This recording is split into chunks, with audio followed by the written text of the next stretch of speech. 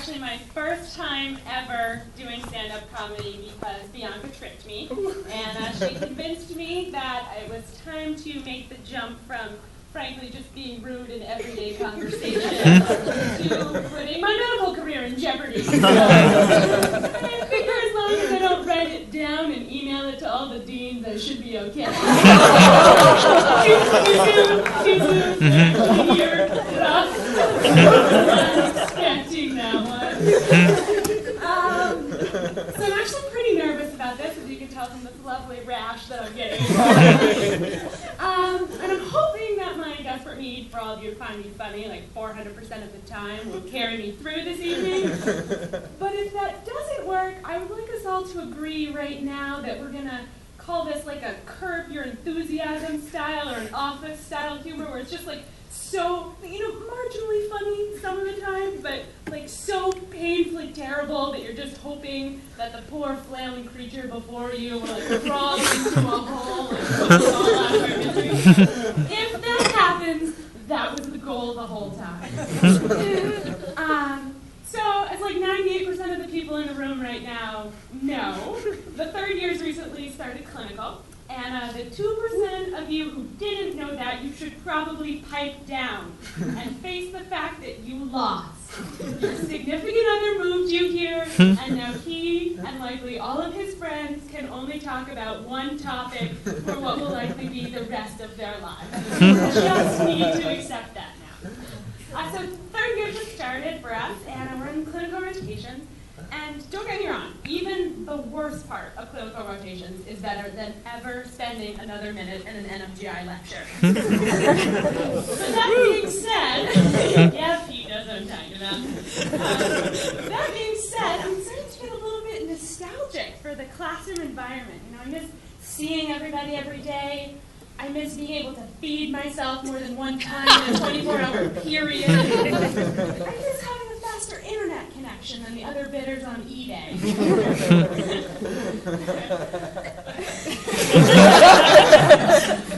but what the really depressing part about this is I still have to go to lecture, but there aren't enough people to play hand raiser bingo anymore.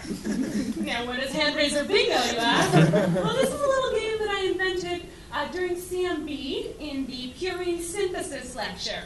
Yes, remember that one?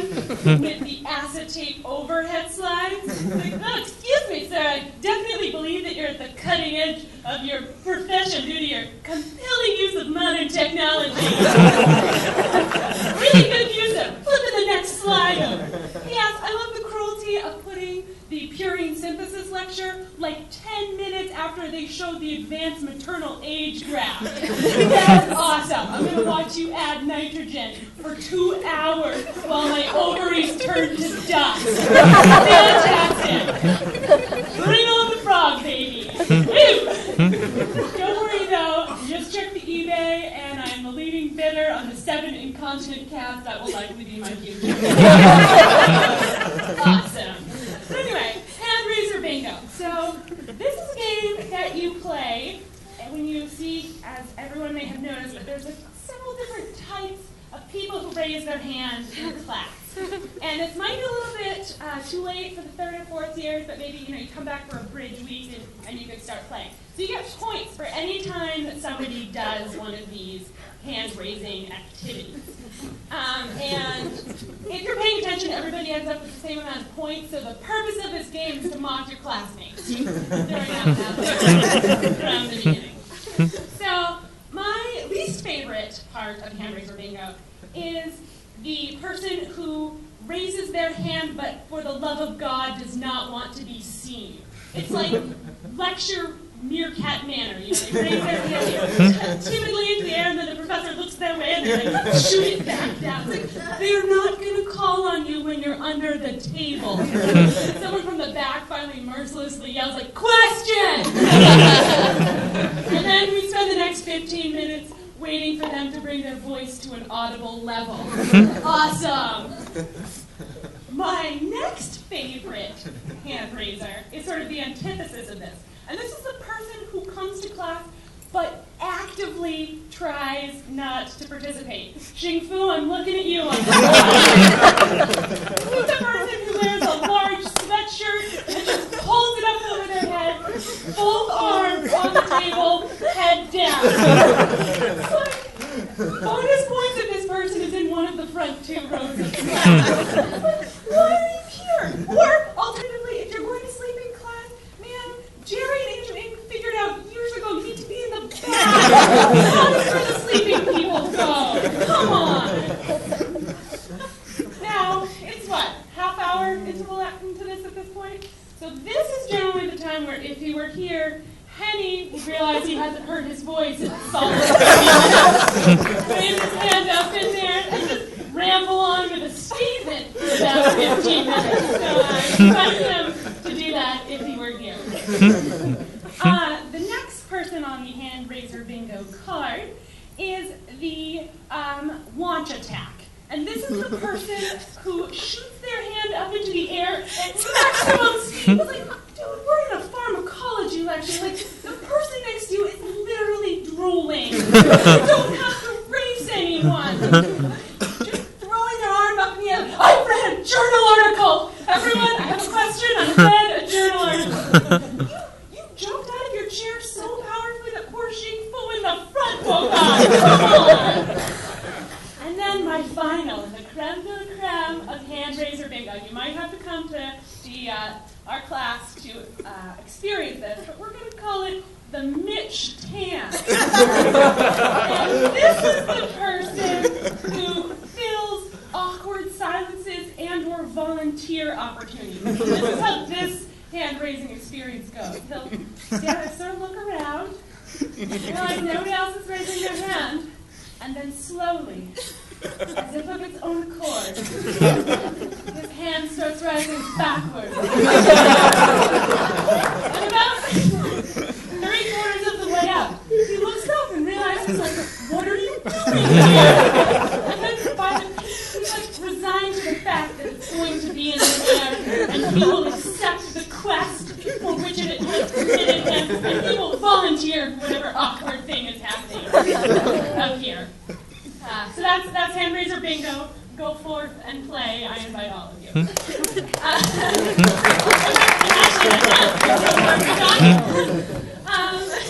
So I had a similar experience to Jacob. Did I say that right? Jacob, sorry.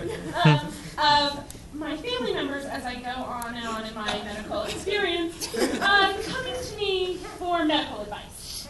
And this is not a small task for my family. My mom is number 8 of 8 kids, and my dad is number 9 of 10.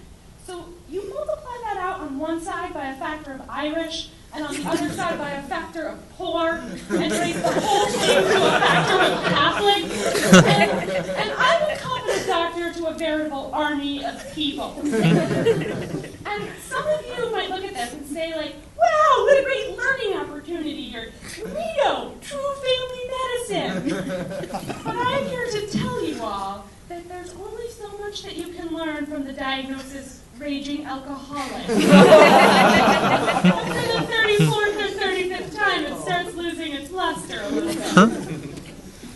But the most troubling part of this family asking for medical advice part is that my parents, whom I talk to on a weekly basis, and have a true understanding of the depth of my incompetence, not my incompetence. Because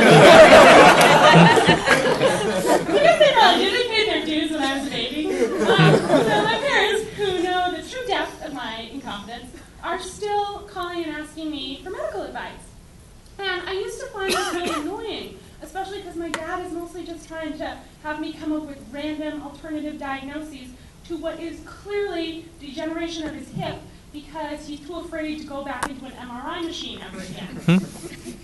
But in recent months, I started getting vague statements, and I started realizing I'm in a whole lot of debt, and my parents are not in a whole lot of debt. I'm starting to put these two together, and I realized if those two college-educated idiots want to put me as their primary care physician, go for it. You know, Dad called me, yeah, pressure in your chest, pain radiating down your left arm, going up to your jaw. No, Dad, classic rotator cuff injury.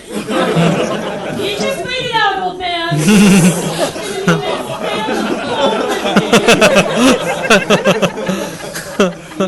stay out of the phone so you can't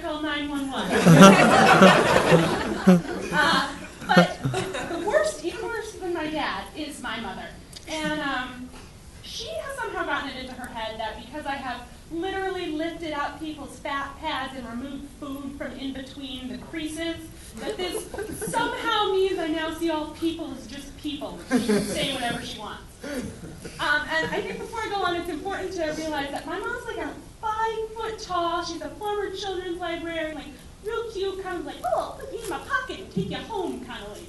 Like, she looks really nice. So she calls me up the other day and she goes, Chelsea, just guess what? I'm totally the coolest person on my hockey team. Oh, by the way, my mom started playing hockey in the last couple of years with a group of similarly elderly ladies. They'd probably be like competitive with the Cerebral Palsy League of America. Never has helmets been more necessary for a group of people than my mom's hockey group. So she calls me up. Oh, and they go to the bar afterwards for a glass of wine. Don't worry, the alcoholism was on my dad's side. They're fine. But they go out to the bar afterwards, and my mom actually records the minutes of their bar experience, then emails them out to the team afterwards so they can recount their raucous time. So she calls me up and goes, Chelsea, I'm totally the coolest person on my hockey team. Like, great, Mom. She goes, no, don't you want to know why? And because I know her, I know that in no circumstances do I want to know why. She goes, no, come on, Chelsea, come on. I was like, okay, Mom, why are you the coolest person on your hockey team? She goes, well, I was the only one at the bar who knew the definition of both queen and teabagging. So, in her defense, queen was kind of my fault. And let me explain. So as I mentioned, she's a librarian, which means growing up we never got to watch TV. So we just played like family board games all the time, and a major one was Boggle. For those of you who aren't familiar, it's a 4x4 letter grid. You like try to string the letters together and make words. It's about as fun as it sounds. So, you know, after 20 years of playing Boggle, you gotta find ways to keep it spicy. So my family's taken to like trying to find dirty words in the Boggle game. And like the best you can generally hope for is like shit or teat, if you're lucky. But one day, my brother and I both were able to spell the word queef. And we were so disappointed upon having to cross it out that my mom was able to piece 2 and 2 together and realize that it was a dirty word. But she didn't know the definition. So she spent the next couple of days pestering us, what does this word mean? And I stand before you, ready to tell you that you do not recover from the psychological scars that saying the word vagina fart to your mom. Teabagging was Jon Stewart's fault. She learned that on the But she calls me out, she says, so, I was the only person who knew the definition of the word teabagging. She goes, but there were some discrepancies. She goes, I, per your explanation, knew that teabagging was when one dips one's testicles in the mouth of another. But somebody else there said it's when one slaps one's testicles against the forehead of another. And you can tell she's deep in thought during this. She goes, I don't really understand how that's pleasurable for either party. And a piece of me died. She goes, so, when I was writing up the minutes, I went to Urban Dictionary, because I learned that I never want to explain dirty words to my mom ever again. So I pointed her in the direction of Urban Dictionary. She's a librarian, she likes looking stuff up. So she goes, and they credit both definitions. She goes, that's running up. Then she pauses for a moment and goes, though, if it were up to me, I would call it marshmallowing, because who puts a tea bag directly in their mouth?